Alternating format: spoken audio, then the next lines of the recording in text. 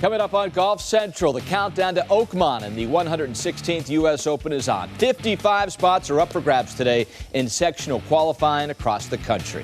And first up, we'll tell you which star players are getting their first look at this year's U.S. Open golf course. Historically difficult, Oakmont Country Club. Also ahead, she's won 3 KPMG Women's PGA Championships in a row, but Inbee Park heads into the second major championship of the season with more questions than answers. We will explain. Plus, eagles and birdies all across the globe. We're going to count down the best of the best in our top 5 shots of the week. Golf Central starts now.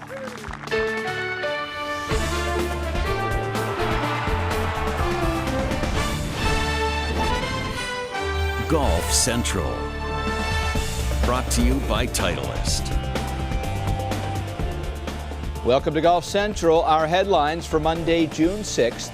It is a major week on the LPGA Tour at the KPMG Women's PGA Championship, a championship that Inbee Park has won 3 straight times. Lydia Ko has won the LPGA's last 2 majors.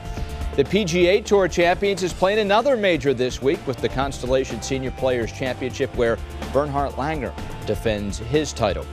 And are you ready for Tiger Woods, the author?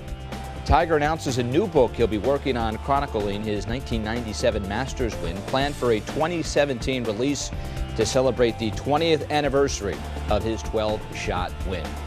And with that, we welcome you to Golf Central. Ryan Burr along with Tim Rosafort. Many more coming their way.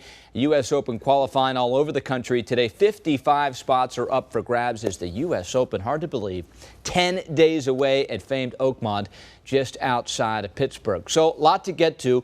A lot of players still have to prepare. Of course, in Pittsburgh, you can't play year-round. They do have winter there. Oh, they play year-round at Oakmont, in rain or snow. What is the plan this week? What's the news of the day coming out of preparations for Oakmont? Practice rounds today for Rory McIlroy, Phil Mickelson, Adam Scott, and Danny Berger, all at Oakmont. If you look back to the 07 Open, Mickelson and Scott both missed the cut. Remember, Phil hurt his wrist in that U.S. Open rough. Adam shot 82. You look down the list, Daniel Berger was only 14 years old in 2007, and Rory McIlroy had yet to play a U.S. Open. His first U.S. Open was in 2009. So a lot of guys on the golf course just out there with their caddies, chronicling the yardage again, or? Not quite. They actually participated in an event called the Druck Swat, named after Stan Druckenmiller, a member at the club. Pittsburgh native. He's held this tournament for years. This is his final one.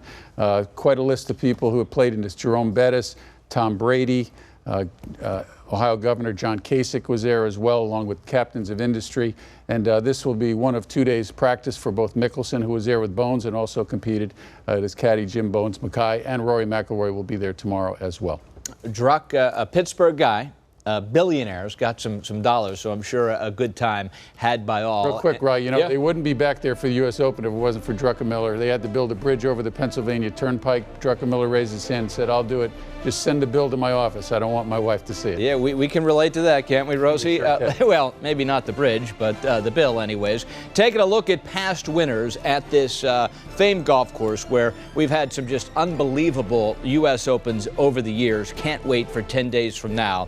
And the world's top 3 players, they're all thinking the same thing, gearing up for Oakmont in 10 days.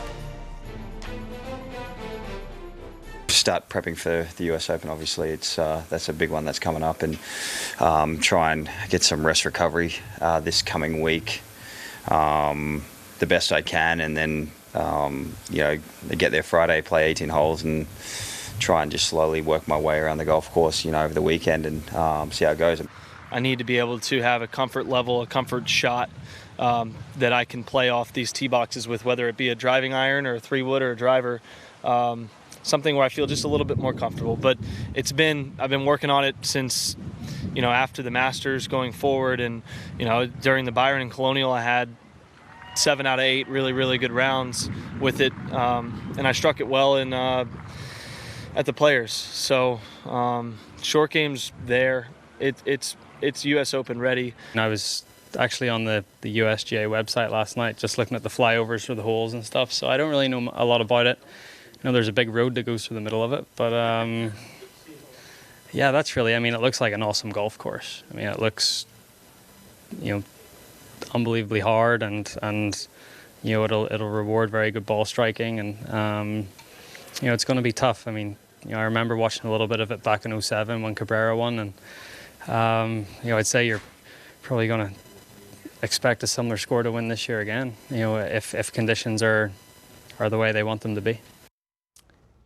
And joined now by PGA Tour winner Brian Bateman, of course, Matt Adams, host of Fairways of Life. And let's talk about the big three at the second major of the year, Oakmont. Start with Jason Day, a dominating, really, year since he won that first major, the PGA. He's been so good.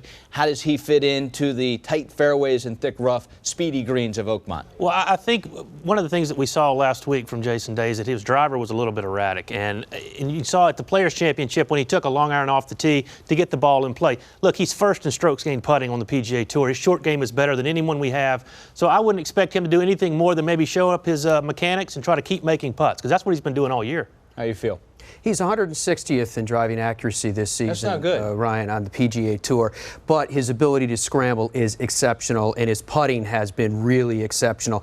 I think if you look at Jason Day against Jordan Spieth and against Rory McIlroy, I'd probably only put Rory in front of him right now for all the tools that he needs, though, at Oakmont because of his ability to score. Remember, it's a graduated rough, so it's not a question of being off the fairway, Rosie. It's a question of being how much. I think Jason can get into that beast mode that we saw him at the Players' Championship and earlier this year as well. And when I think of Day in that beast mode, I think of Cabrera and what he did to Oakmont. Well, maybe not what he did. He did win at 5 over par, but you think about some of the shots he hit into some of those par 4s, staking it like it was a short golf course. And I think Day's got the short game to bail himself out if he needs to.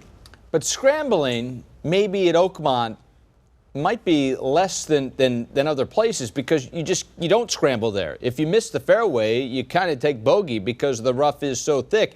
That takes us to, you talk about Day, 160th, it brings me to Spieth. If Day and Spieth aren't hitting fairways, can they contend? Jordan is 91st in fairways hit on the season for the percentage for the PGA Tour. The key is if he can do what he did at Colonial and keep pulling rabbits out of his hat and get up and down after he's missing greens and after he's missing fairways, he can contend. What's interesting about Jordan Spieth, though, is that he said he's bringing a driving iron with him to Oakmont. So if the course plays as they hope with the weather conditions that they hope to get, hard and fast, then he may be able to control that and get it out there far enough that now he's talking about an iron coming into those greens that he can hold.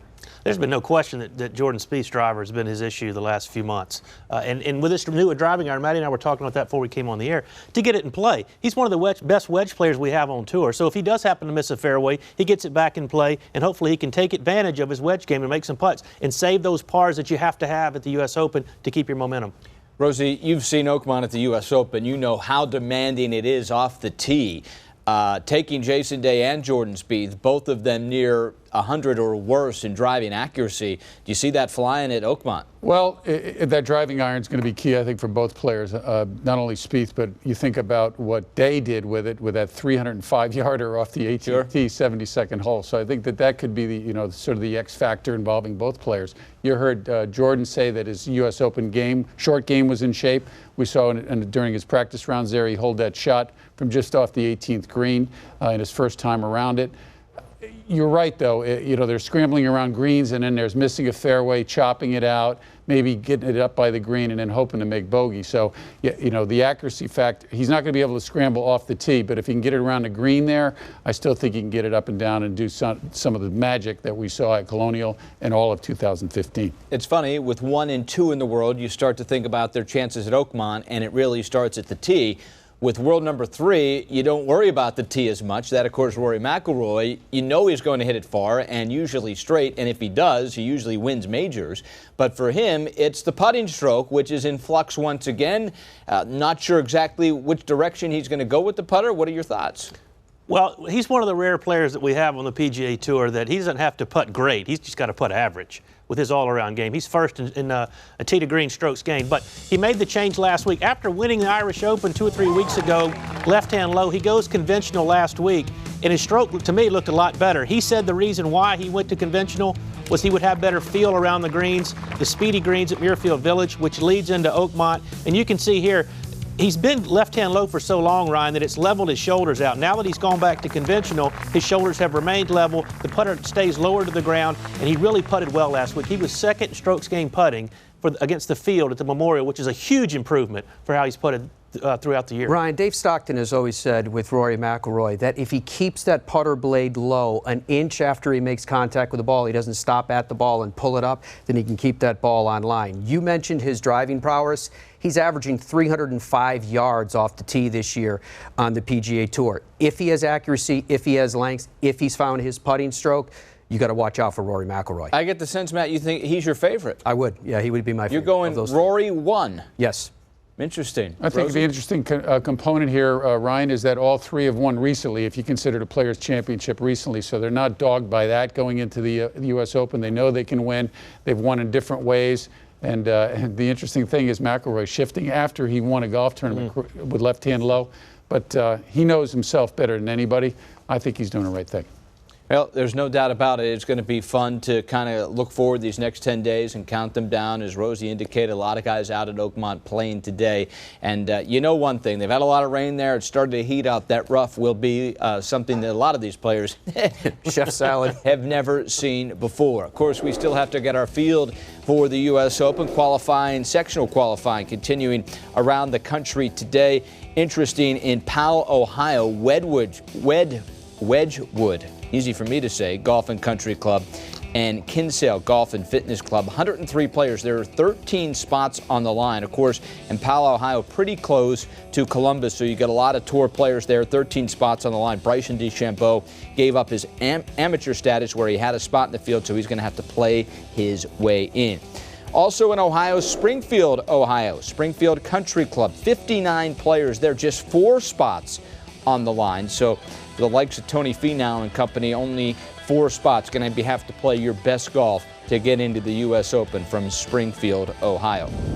Still to come on Golf Central, a guy that certainly found all of his game at Muirfield over the weekend, William McGirt, first-time winner on the PGA Tour, plus our top 5 shots of the week. So many tours, so many great shots. We only pick 5. And the last couple weeks have been unbelievable with the NCAAs here on Golf Channel. Who would walk away with Coach of the Year honors? We'll tell you straight ahead.